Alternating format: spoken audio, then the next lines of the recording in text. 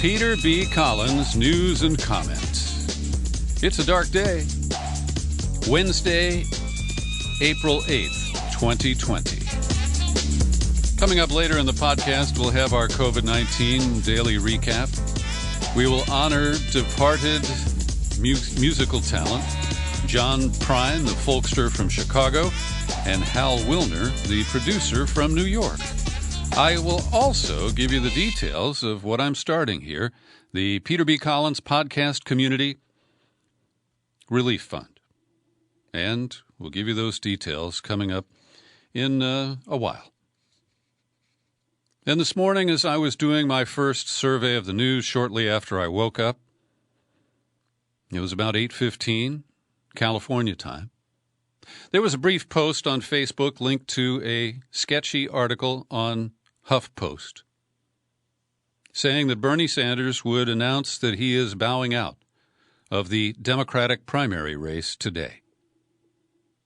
And then he did it. And just a quick aside to people who look for my podcast, which I try to post every day by about 3 o'clock Pacific time, I am running behind today because I took some time to process this and to create some notes that I want to share with you today. And let me acknowledge a couple of things. I am not a member of the Democratic Party, and I have growing contempt for its leadership, particularly at a time like this with so much on the line. And yes, I am distressed. I'm a little depressed, not clinically. And I'm bitter. Maybe that's what the B will stand for today in Peter B. Collins. And so I'm a realist. I've known since really Super Tuesday that Bernie Sanders' momentum had been stalled, that external forces had intervened to prevent him from grabbing the nomination, that African Americans, particularly in the South, and boomers in many states across the country, had been led to believe that Bernie Sanders couldn't win, that his democratic socialism was dangerous, and for reasons that I cannot explain, they all fell into line to support Joe Biden. And that's, of course, if you believe that this was a fair series of primary elections. We'll address that a little bit later. But as we see this, in my view, handing the election to Trump, at a time when he is growing in his angry, tyrannical behavior, his contempt for the Constitution, his failure to recognize the separation of powers, the oversight responsibilities of the Congress, and the interests of Americans beyond his moronic base of Trump supporters. And the callow members of the House and Senate on the Republican side, who see benefits to them for riding this train into a collision, and who are silenced by their fear of being tweeted to death, political death. And so where I want to begin here is with a recap of the primary process. And I squarely blame the Democratic National Committee, packed with lobbyists appointed by Tom Perez, who, of course, was made the chair of the party by Barack Obama and his allies after they feared that that black Muslim from Minnesota, Keith Ellison, who had stepped up to be the chair, would take the party dangerously to the left. And so Barack Obama's fingerprints are all over this. What we saw the DNC do was change the rules of the game in midstream at least 3 times. First, to exclude Joaquin Castro, Cory Booker, and Kamala Harris too early.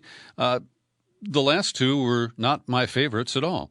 I thought Mr. Castro, brought some interesting perspectives, and particularly when he began his campaign by talking about the evils and the misdeeds of America's police forces and criminal justice system. He tapped into a nerve inside me. Then they changed the rules to allow Mike Bloomberg to enter, and nominally it was pitched that, he doesn't think Biden can win, so he's going to spend part of his $60 billion fortune, and he did, somewhere around $700 million. We were told it was to stop Biden in the interests of the party and to prevent 4 more years of Trump. But it soon became clear that Bloomberg's target was Bernie Sanders. And while he ran many commercials that attacked Trump, and he abused video footage of him with Barack Obama, presumably with Obama's tacit approval, Bloomberg was really there to stop Sanders. And that came out in his miserable debate performances. And the third time the party intervened was to change the rules again, to prevent Tulsi Gabbard, who had no chance of winning. I acknowledge that. But she had qualified for the March debates under the rules that were in effect in February. And they said, well, we can't have this. A Hindu woman, a military veteran, an active military person, who accurately and deadly attacked the regime change policies of previous governments. Now, she also proved very useful in taking down Kamala Harris. When Gabbard went after her last summer at a debate, Harris folded. And I believe that because Bernie Sanders, one of his biggest failures, was he's too chummy with his good friend Joe Biden, and the senatorial courtesy that the old schoolers observe prevented Sanders from really revealing the weaknesses of Joe Biden, particularly how poor his record has served Democratic African-American voters. And then we saw, with the rigging of the rules for the Democratic primary, the media gatekeepers, they were deciding who was valid, who was electable. The debates were miserably handled. We'll talk a little more about that. But they went out of their way to alternately black out coverage of the Sanders campaign as he collected momentum. He collected $18 contributions from 2 million Americans over the course of this campaign. He truly has grassroots support. But the media has contempt for grassroots. They're dangerous, they're a rabble, they're Bernie bros, they're too left, they're a threat to capitalism as we know it. And they worked very hard to marginalize Bernie Sanders and his message. And if you look at the events just before the first-in-the-nation caucuses in Iowa, a grossly underrepresented population that unfortunately sets the stage for the Democratic primaries. Just days before, the woman who basically many people thought was Bernie Sanders' ally, until Elizabeth Warren started to decline when she fumbled Medicare for All in the fall.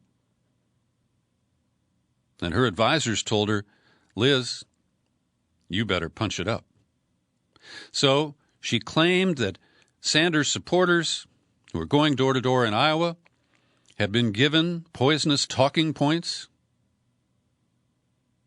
that, she perceived as negative to her group of supporters. When I saw the talking points, they were merely contrasting the two candidates and who has support from which group.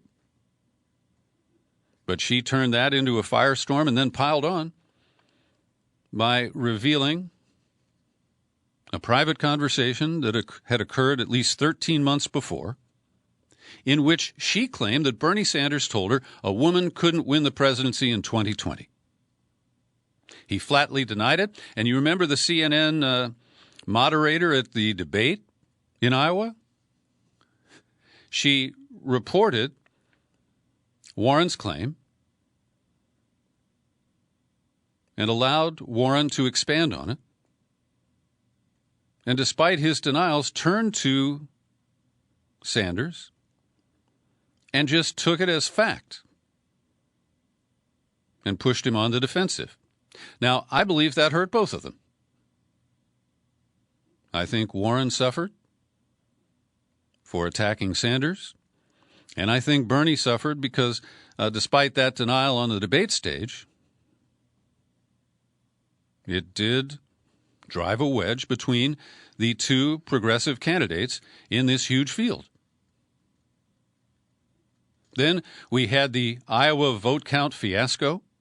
Pete Buttigieg claimed victory before anybody had any idea what the results would be. And we still don't know the full story of who wrote that software and what kind of bugs it intentionally included. But this delayed the release of the vote count, which Sanders narrowly won. Then we moved to New Hampshire, where the exit polls differed sharply from the official result, which said that Pete Buttigieg had essentially tied with Bernie, and Amy Klobuchar was a close third. Then we moved to the Nevada caucuses, a blowout for Bernie, but again, delayed results. And that blowout in Nevada led to the revving up of the Democratic Stop Bernie machine. That's when we heard that Bloomberg was going to put on his Superman costume and fly in with boatloads of cash to save the day. Or maybe he was Minnie Mouse, I don't know. Choose your cartoon character. And then we saw the South Carolina primary. This was the first ever primary that Joe Biden won, and it was widely predicted that he would. But it was the first time in any of his campaigns for president that he had won a single primary. And I think the Sanders team pumped in a little blue sky and said that their polls showed that Bernie was closing the gap there. And then Congressman Clyburn gave the endorsement to Biden just 6 days before the primary. Oh, no, that was a Saturday primary, so it was 4 days before the voters weighed in. And this was the first of a series of primaries in the South where African Americans, in my view, voted against their own self-interest. You remember Thomas Frank's book about What's the Matter with Kansas?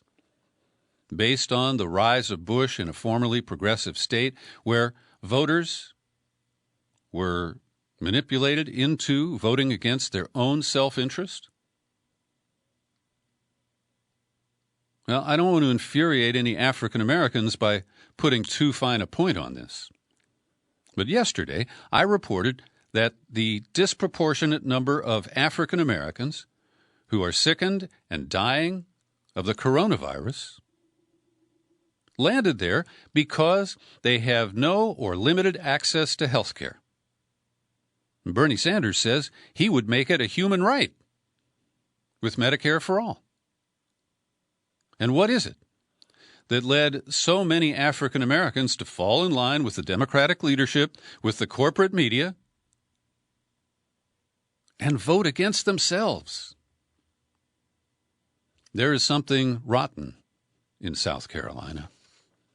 And then, of course, in the space of, the primary was on Saturday.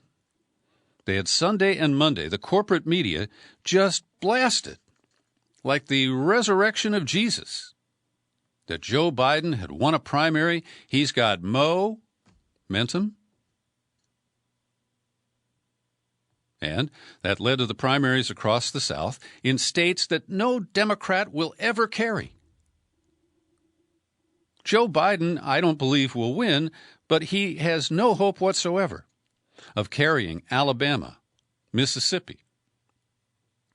And even Texas is a screaming long shot for Democrats these days. There's just a crack in the wall there, Trump's wall. And so this led up to Super Tuesday.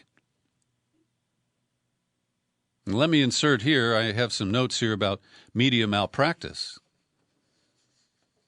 But a week before Super Tuesday, actually 8.5 days, Anderson Cooper, who works at CNN but has a perch at 60 Minutes, he used his interview with Bernie to ambush him and to introduce the connection between Bernie Sanders and the dreaded Fidel Castro, a dog whistle for socialism, communism, the Cold War, and I'm sure it tickled the feet of many of the boomers who then ran to the polls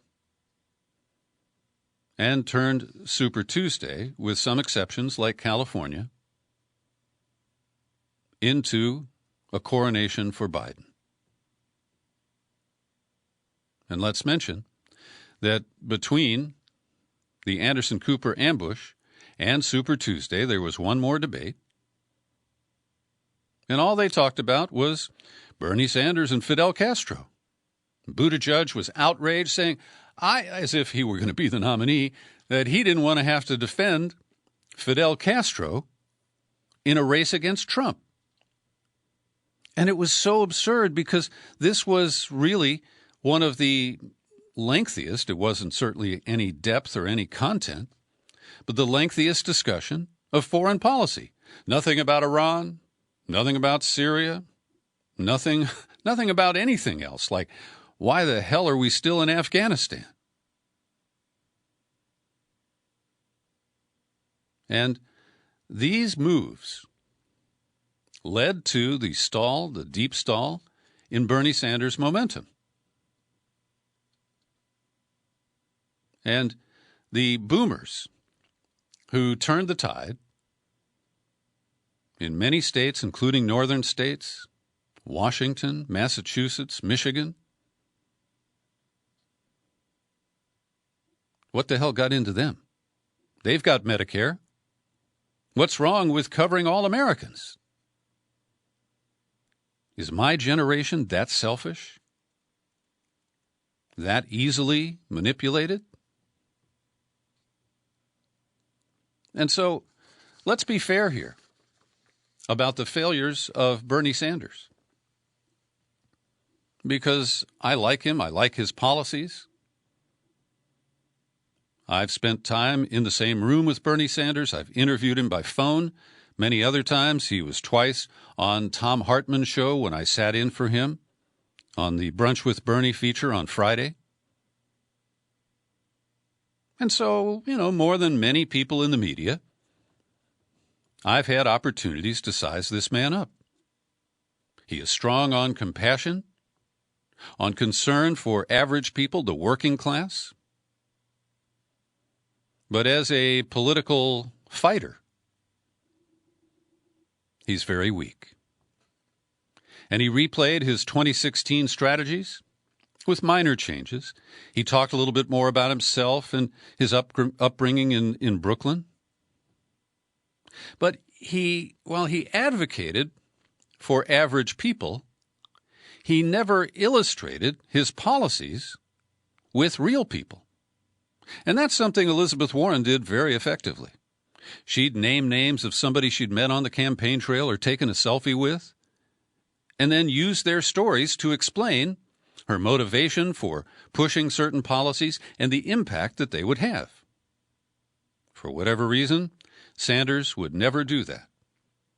He did expand his discussion of foreign policy, but only a little, and ended up allowing Tulsi Gabbard to really own that category. And to me, this was one of his biggest deficits. He allowed Harris, Booker, and Gabbard to hit Biden, but he refused to ever take the gloves off, even when it became clear that Biden was generating support that he doesn't deserve from African Americans. The guy who wrote the crack law. Just start right there. And by linking himself to Barack Obama, the first African American president, it appeared that many people were just lulled into Bidenism. And especially in March, when they went one-on-one on the debate stage with no audience, Bernie refused to even offer revealing commentary about Joe Biden's sellout of black Americans, and the baggage is huge. And on the one hand, you can respect Bernie Sanders for not being an attack dog, for generally not running any negative ads. But in today's environment, that is last century political campaigning. And Bernie refused to adjust. He failed to explain democratic socialism, to take the sting out of the term socialism. And I've said this before, he easily could have described it as the antidote to runaway capitalism. He was excellent in describing the 1% and the wealth and income disparities in the United States today. But he refused to properly sell us on socialism, which doesn't offend the under 45 voters who he owned in most of the primaries. He talked about health care as a human right. He endlessly detailed the bullet points of his Medicare for All policy, but he was vulnerable to attacks because he danced around what the cost would be and exactly how it would be paid for. And he acted like it was still 2016, when he didn't want to step on Obama's toes and offer any diss of Obamacare, the so-called Affordable Care Act that is not affordable. Now, it did expand coverage. There are many lower-income Americans who benefit from huge subsidies. But fundamentally, it is still a failed for-profit model for delivering health care, with a third of it being eaten up by insurance companies.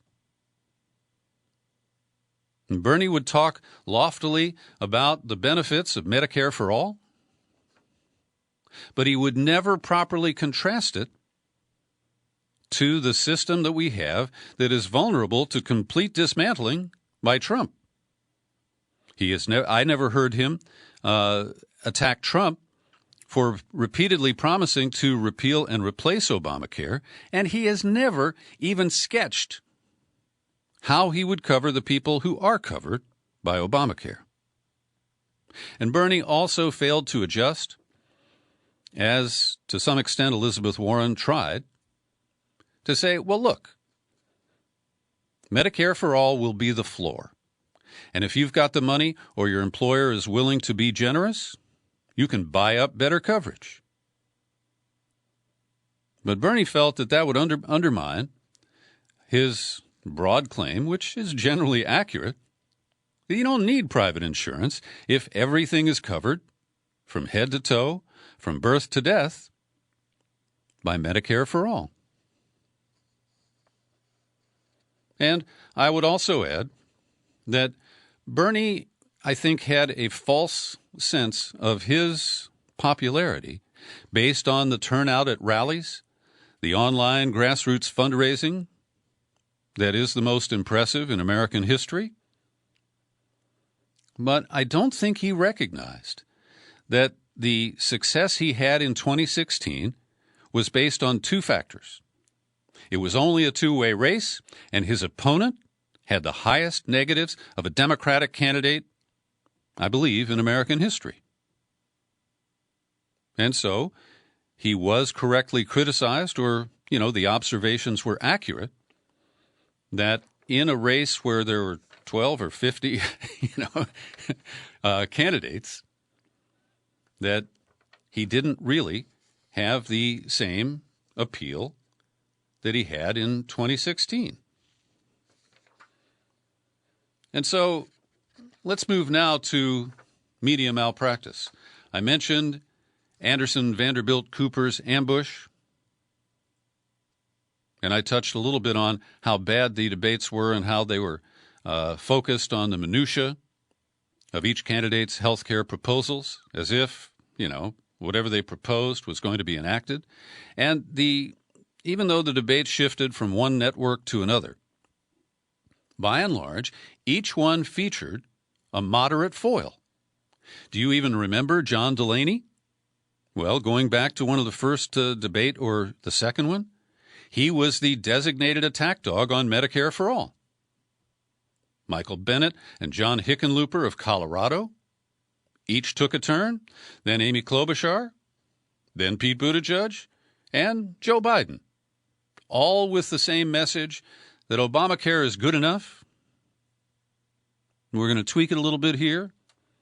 But they talked about the focus group tested Democratic talking point that apparently was fairly effective in the 2018 midterms, that focused only on coverage for people with pre-existing conditions, not the big picture. And then the media, en masse, focused on electability, that the polls could determine that, and promoting the myth of the middle, and that you can't be too far left, you can't be too far right. Well, that's bullshit. Look at Trump.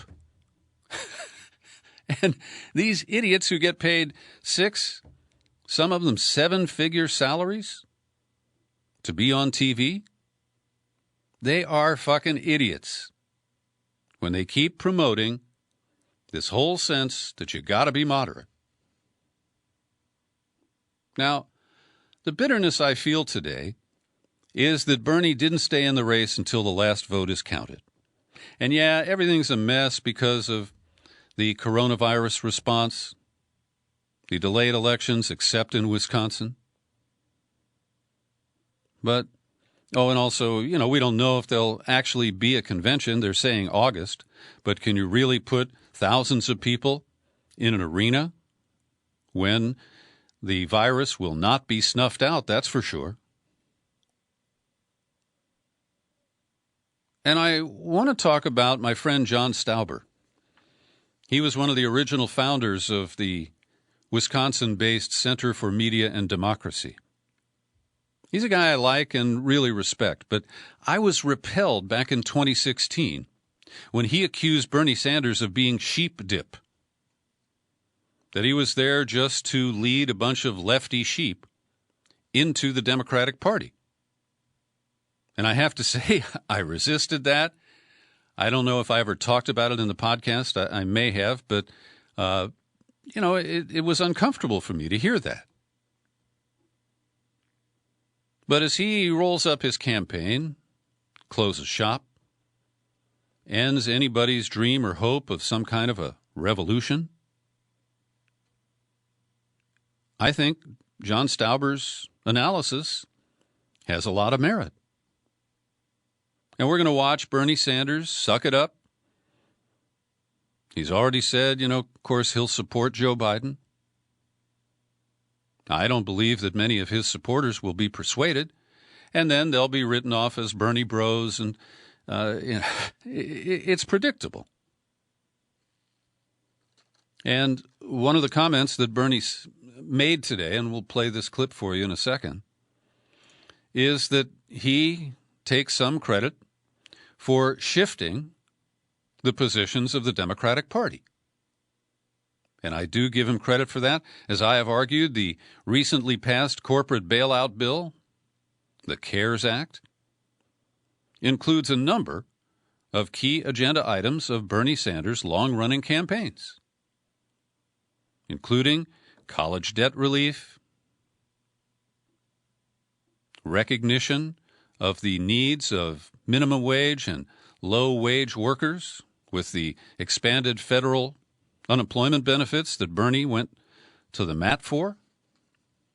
And also, we have what can be argued is a short-term universal health care plan where we're told every American is guaranteed a coronavirus test and the care that is required following it.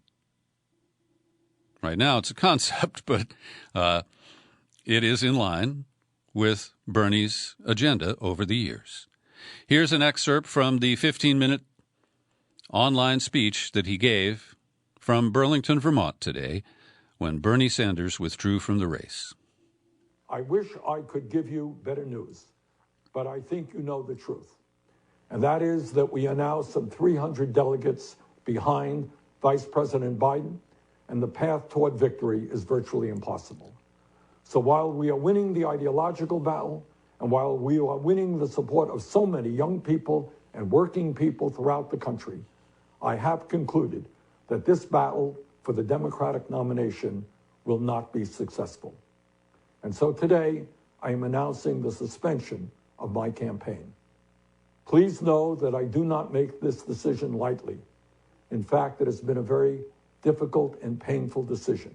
In this most desperate hour, I cannot, in good conscience, continue to mount a campaign that cannot win and which would interfere with the important work required of all of us in this difficult hour. While this campaign is coming to an end, our movement is not. Dr. Martin Luther King Jr. reminded us that, quote, the arc of the moral universe is long, but it bends toward justice, end quote. The fight for justice is what our campaign has been about. The fight for justice is what our movement remains about. So my big question as I listen to Mr. Sanders at this moment is, why now, Bernie? What is it that led you to decide that this is the time to give up? He has said for weeks he has a narrow path to the nomination and that he understands. I've been wanting to come out to. He has said repeatedly that he knows he has a narrow path to the nomination, but he made it sound like he was going to stay in through the convention in order to promote the agenda and the movement that he has tried to build. But fundamentally, by throwing in the towel at this point, Sanders is trusting Joe Biden to move a little to the left, to embrace some of his policies, even as he just a day or two ago once again demonized Medicare for all. At a time when hundreds of thousands and soon millions of laid-off workers will see their health benefits withdrawn from their employers. And some of them can dig into their pockets for COBRA plans. But he is jumping ship at a time where I think he needs the bully pulpit to continue to press for these dramatic changes. And I'm just puzzled that this is the time. Did he promise somebody that after Wisconsin he would do it? Well, Wisconsin's a mess, and we're going to deal with that in just a moment. But true to form, even though Bernie Sanders is an independent, he is a man of his word, and it's costing us here. And by endorsing Joe Biden, he tried to put some lipstick. Well, let's put it more honestly. He's putting whipped cream on a pile of shit, saying we must continue working to assemble as many delegates as possible at the convention, where we will be able to concert significant influence over the party platform and other functions. Now, the platform is meaningless. Yeah, Bernie got a couple of things into the Hillary Clinton platform, but when you don't win, a platform doesn't matter. And when you do win and you're a corporate sellout, well, you've just paid lip service, you've just rode to an electoral win, hopefully, they think, on the shoulders of Sanders and his progressive allies? But because I don't believe this next quote from Sanders, "Together, standing united, we will go forward to defeat Donald Trump, the most dangerous president in modern American history." Oh, and that's another point I wanted to make, is that Sanders was good at spouting the same line over and over again, that Donald Trump is a pathological liar. But he avoided so many topics. He embraced Russiagate. He was more or less silent on Ukrainegate, and as you know, I believe that was a valid exposure of wrongdoing by Trump. And the Democrats fumbled and bungled the impeachment process by not including clear crimes like the Michael Cohen plea deal and obstruction of justice not just related to the Ukraine issues. And Ukraine's going to be back. Oh, yes, it is.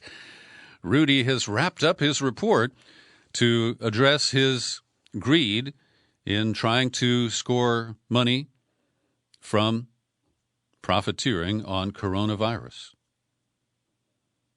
So Joe Biden issued a predictable statement acknowledging Bernie's contributions, thanking him for putting the interest of the nation and the need to defeat Donald Trump above all else. He made gestures to Sanders and his loyal base, saying, "We also want you to know I'll be reaching out to you. You will be heard by me. As you say, not me, us." Well, I do think that Biden will make a greater effort than Clinton did to try to woo the lefty base that is the Sanders coalition. And Trump weighed in, as usual, just on the attack, blaming the Sanders withdrawal and his inability to win the Super Tuesday states on Elizabeth Warren. And then he invited Sanders supporters to come to the Republican Party. I know a lot of people who consider themselves Democrats or at least vote on the Democratic side, and they will never vote for Joe Biden. They will also never vote for Donald Trump. They are scrambling, looking freshly at the Green Party, and maybe just a protest vote. And again, I remind you that I'm not a member of the Democratic Party, and here's one reason why. The people I'm about to name had their talking points all ready. They've been nudging Bernie. They've been pillorying him to get out of the race. And so listen to this list. A group of Democratic organizations led by young people: Justice Democrats, March for Our Lives Action Fund, Alliance for Youth Action, Next Gen America, Student Action, Sunrise Movement, If Not Now, United We Dream. They are calling on Biden to work to rectify his debilitating lack of popularity among people under age 45. While you are now the presumptive Democratic nominee, it's clear that you were unable to win the votes of the vast majority of voters under 45 during the primary. So they're trying to extract some concessions. And they want figureheads of the left to be added to the Biden bandwagon. So they're, demanding that Biden reach out to Congresswoman Pramila Jayapal, Ro Khanna, Ayanna Pressley, Katie Porter. They know AOC won't go there. It calls on Biden to bring on advisors from the policy teams of Jay Inslee, Bernie Sanders, Elizabeth Warren, union leaders, as well as leading criminal justice reformers. Who? Like Kim Kardashian? And again, this is all window dressing, and I don't think it enhances the appeal of Joe Biden, his credibility, or his opportunity to beat Trump. And I've said this before, the only way Biden prevails is if Trump collapses. And I see no sign that his maniacal supporters who love this shit show, including all of the power grabs that we've seen Trump exercise just in the last couple of weeks. The inspectors general, the Captain Crozier from the Teddy Roosevelt, they cheer this on because they want a dictator. Well, Wall Street is dancing. Yes, they are just excited. Moments after Sanders' news of his withdrawal leaked out, the stock market jumped 800 points. And I've scanned some of the people who've been routinely critical of the Sanders campaign and its supporters. My number one boogie woman is Jennifer Rubin, who runs the Stop Bernie desk at the Washington Post. A few quotes from her column today, which was banged out to follow up on the withdrawal announcement. It's dripping with establishment entitlement and dismissal of the left. I mean, she gets to the Bernie bros in her second sentence. Listen, quite belatedly, Sanders announced Wednesday that he's ending his presidential campaign. The race was effectively over on Super Tuesday, but Sanders and his devoted Bernie bros are not known for their selfless devotion to party. So his futile race dragged on for another month. Perhaps he stayed in an attempt to increase Democratic turnout in Wisconsin to help oust a right-wing state Supreme Court justice. Or maybe he would have stayed in even longer, but the sight of people endangering themselves to vote during a pandemic was simply too much to bear.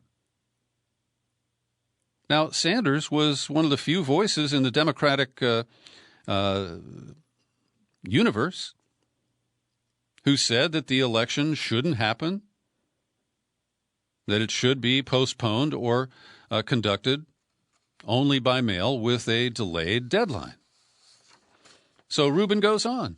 Democrats, aided by the mainstream media, are now putting out two rather disingenuous storylines. First, no one ever changed the party as much as Sanders. Second, now begins the struggle to win over the Bernie bros.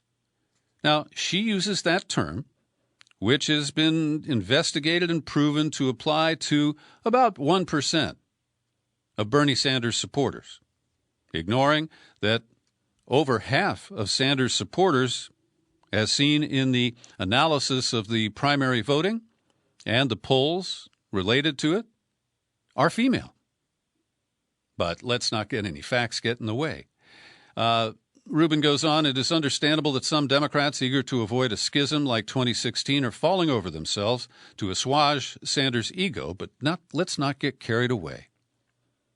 She goes on, oh yes she does, the Bernie changed the party line suggests that the party did not overwhelmingly choose a center-left successor to President Barack Obama. But it did. That's about Hillary. And it rallied around someone who rejected Medicare for all, a wealth tax, left-wing isolationism, and the entire capitalism is evil stance. Sanders got beaten badly week after week, never changing his message.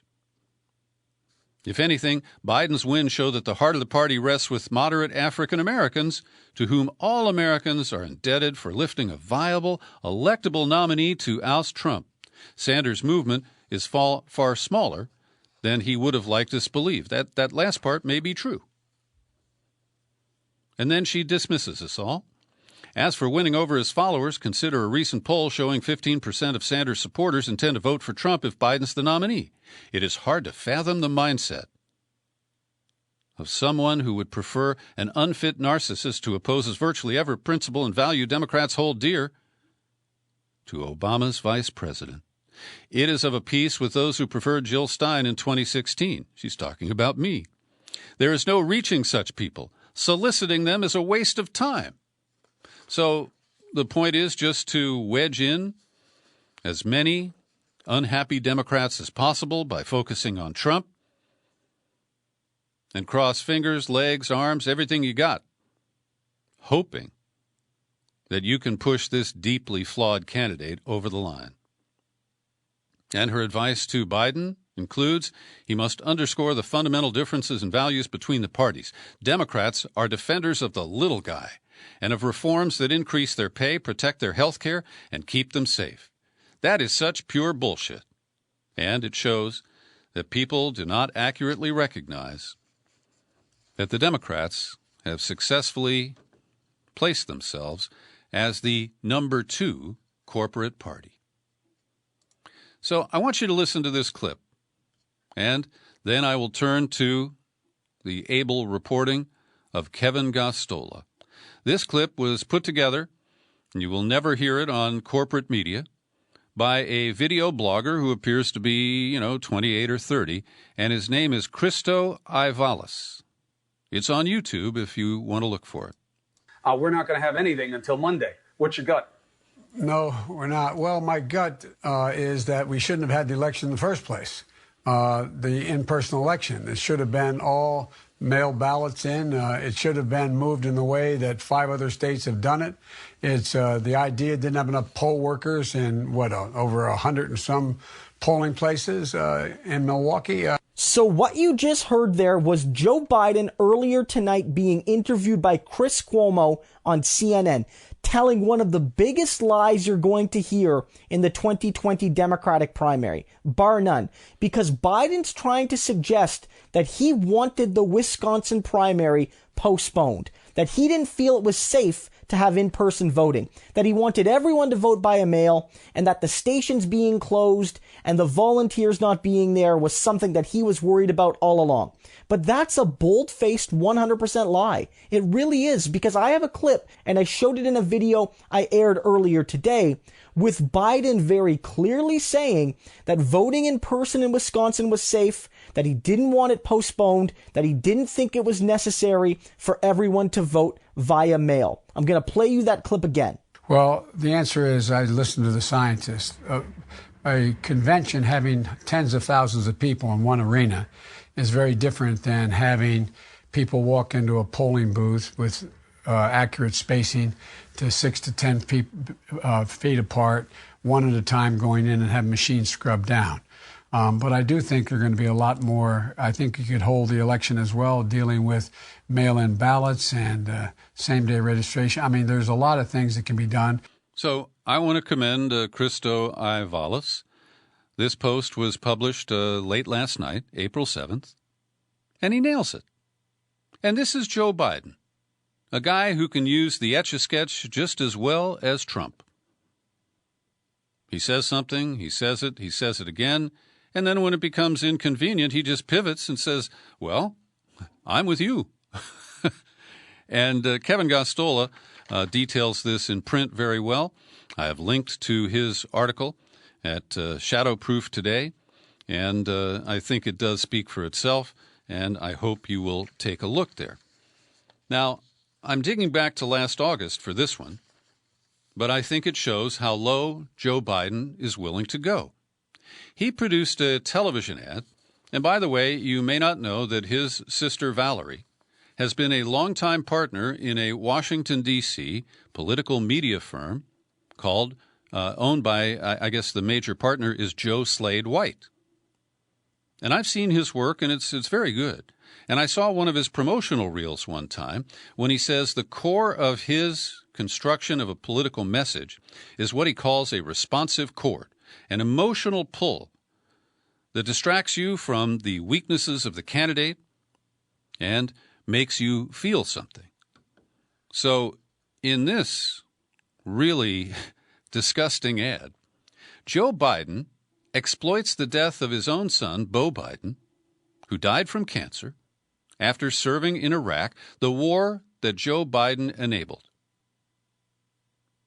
And Joe Biden has acknowledged the work of Joe Hickman, that it was likely exposure to toxic burn pits that caused Beau Biden to develop cancer. So look for the responsive chord as you listen to this commercial.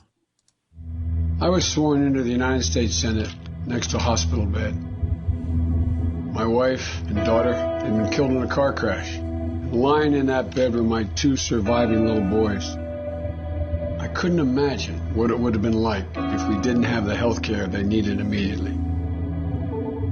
40 years later, one of those little boys, my son Beau, was diagnosed with terminal cancer and given only months to live. I can't fathom what would have happened if the insurance companies had said for the last 6 months of his life, you're on your own. The fact of the matter is, healthcare is personal to me. Obamacare is personal to me. When I see the president try to tear it down and others propose to replace it and start over, that's personal to me too. We got to build on what we did because every American deserves affordable health care. I'm Joe Biden, and I approve this message. I mean, that's how low he will go. He exploited the tragic automobile accident that killed his wife. And then he shifted to, of course, not mentioning Hunter, his black sheep son, who has exploited Joe for profit, not just in Ukraine, but for years and years.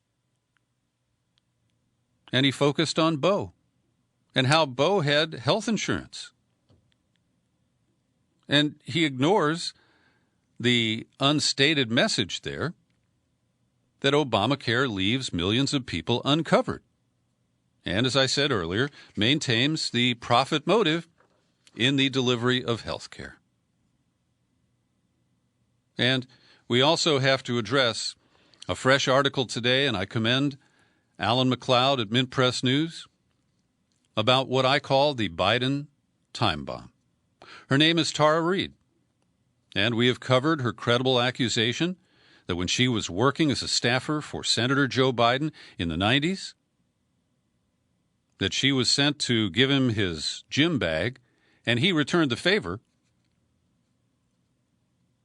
by inserting his finger in her private parts. That is rape. Digital penetration. It is a sex crime. It's not sniffing hair. It's not rubbing shoulders or other unwanted attention that passes for affection. Let me read from Alan McLeod's piece today at Mint Press. Have you heard about the Joe Biden allegations? If you're relying on corporate media, the answer is probably not. As of April 8th, there has been exactly zero coverage of the sexual assault allegations on CNBC, CNN, MSNBC, ABC, or CBS News. The New York Times, likewise, and USA Today have failed to discuss it.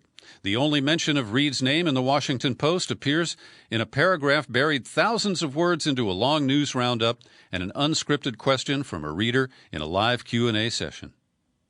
I heard Tom Hartman, this is not McLeod's account, but I heard him just last week respond to a caller.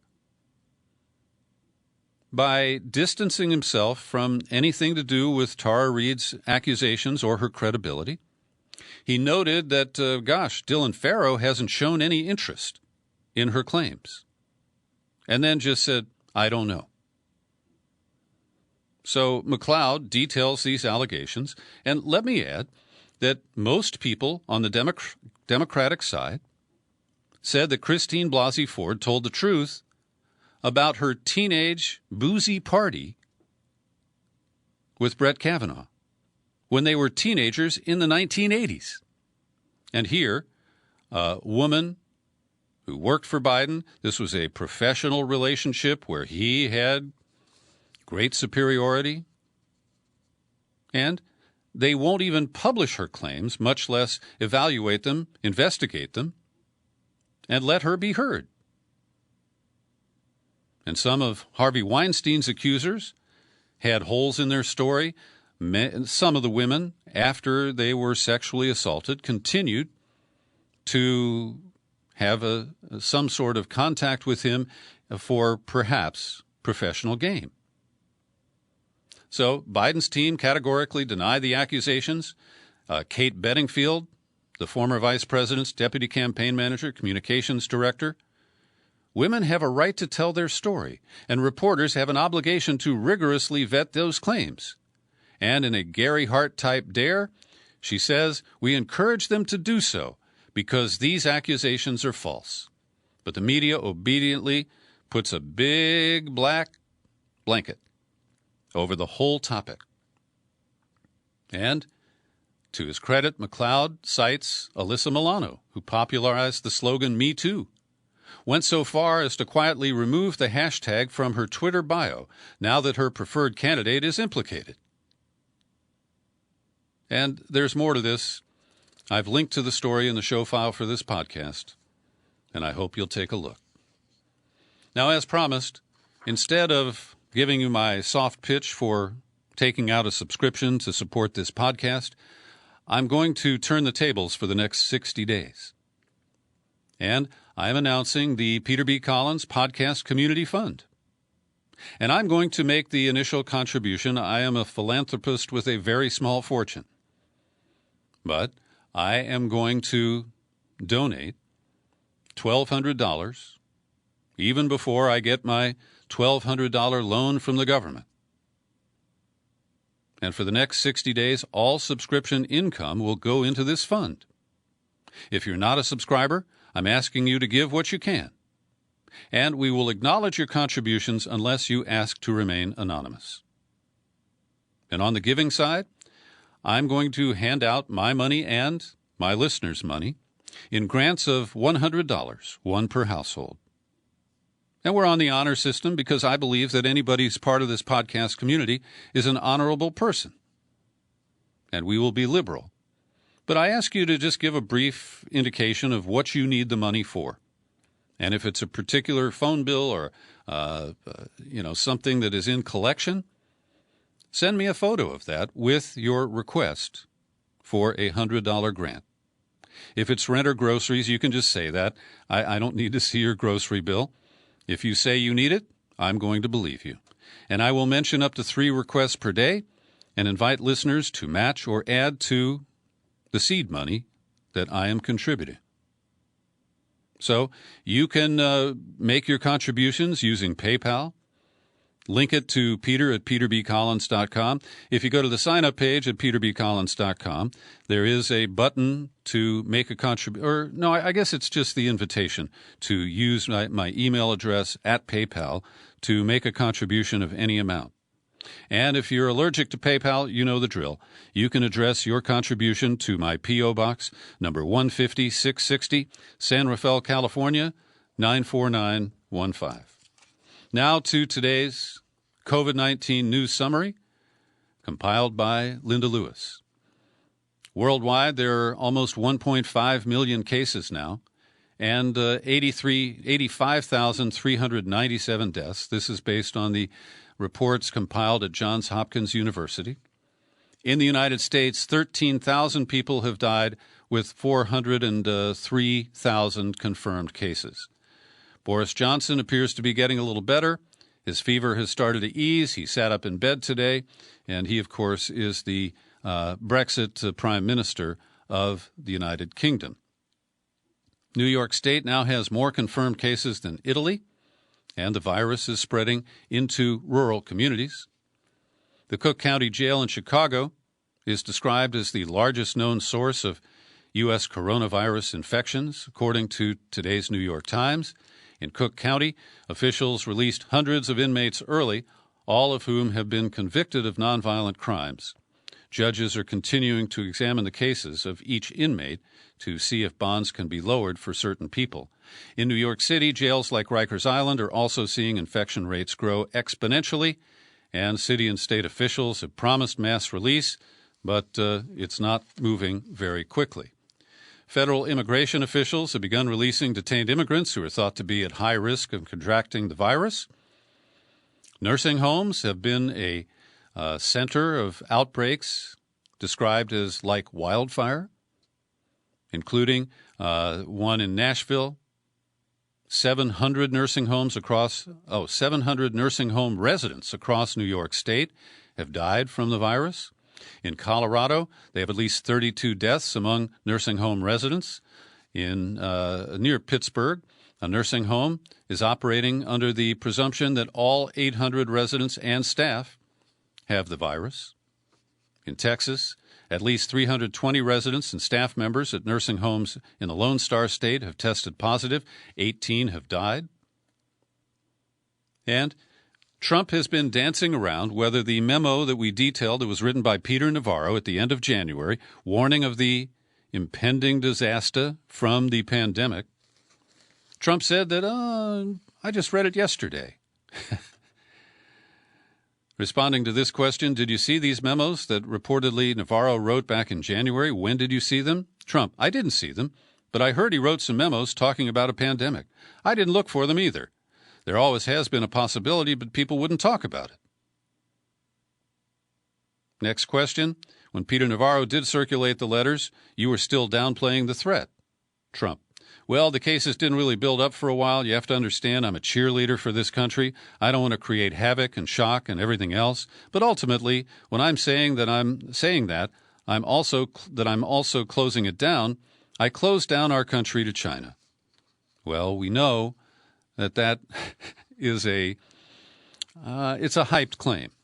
He did impose a travel ban, but 40,000 people came in after it, and the vast majority of the 400,000 who came to the U.S. from China in January received no testing, not even a temperature gun, nothing. And Trump also attacked the World Health Organization, calling them China-centric, and threatening to cut off the American support, which amounts to $400 million annually. It appears he's walking that back. And Trump continues to attack governors for being unprepared, perhaps because too many of them were listening to him. There also has been a federal crackdown where they locate people who appear to be trafficking in PPE. We had a local report on television last night in Fremont, which is on the east side of Silicon Valley, where they busted an operation that was profiteering from the sale of masks that they had managed to acquire. And Governor Newsom here in California announced that he has found a dedicated and reliable source to bring in hundreds of thousands of masks to California, and it's a long-term contract. So he feels that we'll have a steady supply here to the point where he might be able to donate or sell some of that stash to other states here on the West Coast.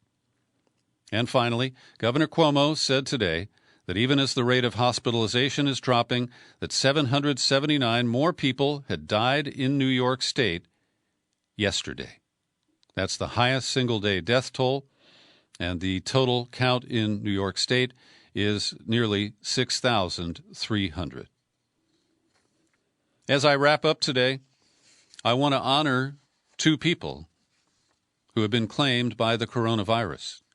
John Prine is an American minstrel, a folk singer with a message, really in line with historic figures like Woody Guthrie. And when I was a young buck at Northwestern University and then working in radio in Chicago, I got to see John Prine perform. It's at least 3 times, and maybe it was 4. And his mix of storytelling, political criticism, and supporting the little people is something that I deeply value. He was 73, and he died in Nashville on Tuesday.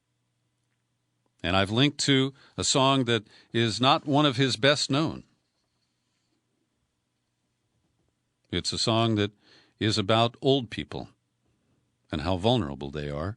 And the link is in the show file at peterbcollins.com. And Hal Wilner, a music producer who spent some time as the music coordinator for Saturday Night Live, that really is just it's something you'll recognize. But he also paired up different styles of musicians, like the Irish band U2 playing with the horn section from Sun Ra's orchestra, or Scarlett Johansson performing with Courtney Love. And he was a man of many talents who recognized many different styles and genres of music, and he passed away of what is presumed to be coronavirus in New York City yesterday. I believe he was 64 years old. Thanks for listening all the way to the end of today's lengthy podcast. I remain Peter B. Collins. Happy trails to you until we meet again. Happy trails to you. Keep smiling.